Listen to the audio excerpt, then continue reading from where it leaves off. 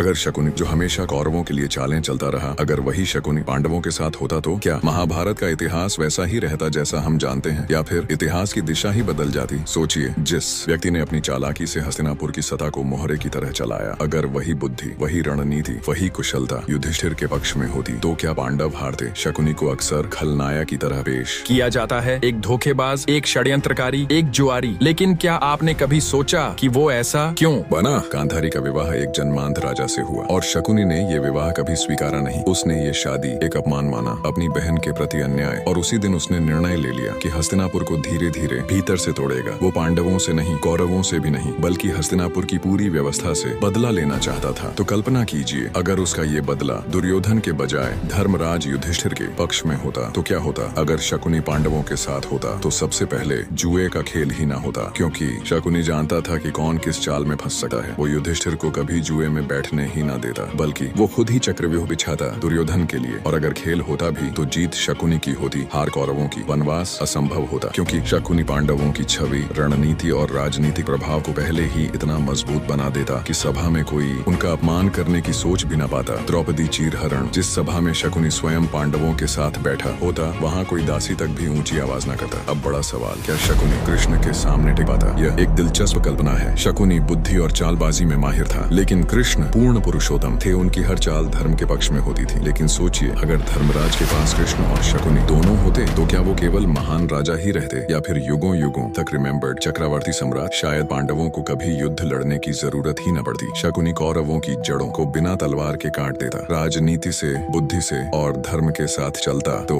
शकुनी बनता इतिहास का सबसे मिसअंडरस्टूड नायक। हमें जो महाभारत सुनाई गई वो विजेताओं की दृष्टि से लिखी गई, लेकिन अगर शकुनी की कहानी कोई लिखता तो शायद हम सब उसे एक जीनियस रिबेल समझते, न कि सिर्फ एक षड्यंत्रकारी। कभी कभी इतिहास में जो विलन लगता है वो बस किसी दूसरी पीड़ा की प्रतिक्रिया होता है। तो सोचिए, आप लोग अगर शकुनी पांडवों के साथ होता तो महाभारत सिर्फ एक युद्ध नहीं बल्कि एक आदर्श राज्य की कहानी बन जाती। कृष्ण नीति, अर्जुन का पराक्रम, भीम की शक्ति और शकुनी की राजनीति, ये चौकड़ी मिलती तो हस्तिनापुर साक्षात स्वर्ग बन जाता। लेकिन ऐसा ना हुआ, क्योंकि इतिहास चालों से नहीं कर्मों से बनता है। ऐसी अनसुनी कल्पनाओं और सनातन रहस्यों के लिए पुण्य ज्ञान को सब्सक्राइब कीजिए और कल का वीडियो जरूर देखिए। अगर द्रौपदी को वरदान मिल जाता युद्ध का